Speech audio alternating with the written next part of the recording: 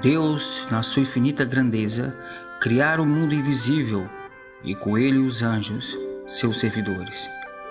No início, Deus não se manifestava a esses face a face, e com isso havia a fé no céu.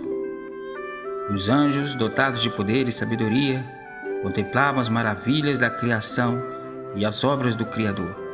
Eram miríades que subdividiam em hierarquias, cada qual com a sua atribuição. Os anjos são natureza simples, essencialmente espiritual, sem forma e sem volume. São nossos amigos. Como mencionei anteriormente, havia fé no céu. Os anjos gozavam de uma beatitude e perfeição naturais. Eles dominavam o universo sensível, conheciam a ordem que o governava, mas não tinham conhecimento perfeito da ordem sobrenatural. Os principais méritos sobrenaturais haviam-lhes sido revelados na obscuridade da fé. Viam a Deus apenas como espelho, refletido pela própria natureza espiritual e pelas maravilhas da criação.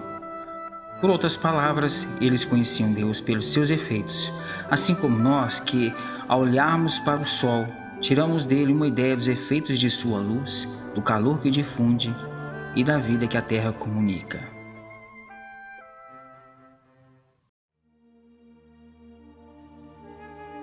Os anjos foram criados à frente da criação humana, obtendo assim o lugar mais eminente e privilegiado da criação, ou seja, mais próximos de Deus, que os gratificou com um dom gratuito, o dom da graça santificante. Mas Deus era inacessível na sua intimidade, apesar de se manifestar aos anjos todos os seus desígnios. E nesse ambiente achava-se um anjo mais esplêndido e poderoso, protótipo da semelhança divina, cheio de sabedoria e perfeita beleza, era Lúcifer. Anjo da primeira hierarquia celestial, os serafins, Lúcifer era consciente de sua própria dignidade e nobreza natural. Estava tão próximo de Deus que aos outros anjos repassava seu conhecimento e transmitia com extrema clareza os desígnios do Criador. Era um ser dotado de luz e força admirável. Admiração que, desvanecido de si mesmo, tornou-se orgulhoso. Dotado de tamanha vaidade, não mais adorava o Criador e não aceitava os seus desígnios. Deus, então, anunciou a todos os anjos a criação do mundo visível. Neste mundo, Deus criara o ser humano na sua imagem e semelhança. Lúcifer não aceitou isso. Ele não quis mais servir a Deus. Não serve-a. O seu coração ensubebeceu-se com a tua beleza. Foi assim que começou a decadência de Lúcifer. Foi assim que começou a não amar a Deus, opondo o amor próprio ao amor daquele que o fizera nascer tão privilegiado e tão insigne para além de todos os seres criados. O orgulho foi crescendo e com ele o desprezo por Deus.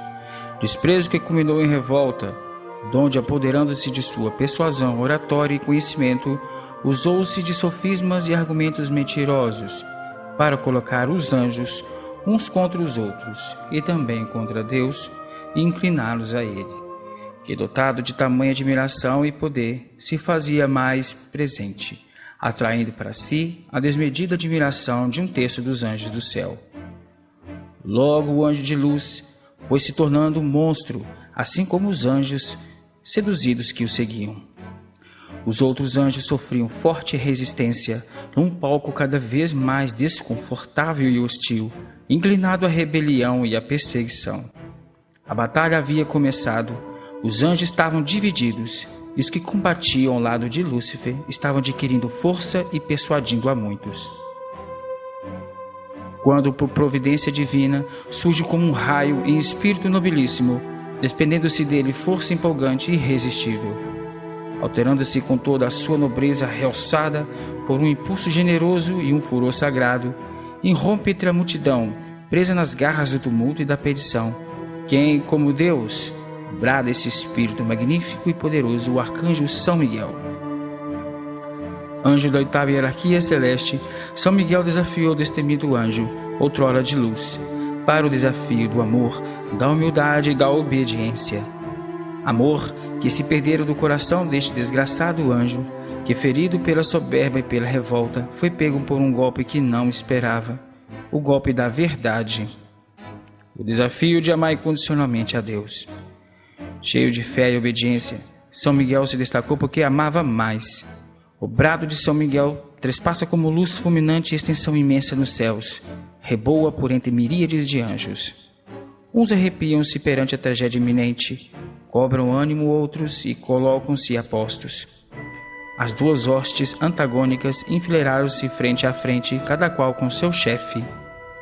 No fim, os revoltosos foram derrotados e arrastados juntamente com Lúcifer para o abismo, precipitados lá do céu como se fosse um raio.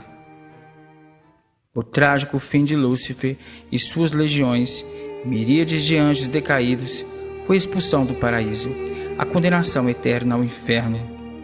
No seu novo reino, reinaria e se tornaria o ditador de uma hierarquia semelhante àquela do céu em que habitava, só que de forma inversa. Os anjos vitoriosos rejubilaram em louvor a Deus, que desde então se revelava face a face a todos.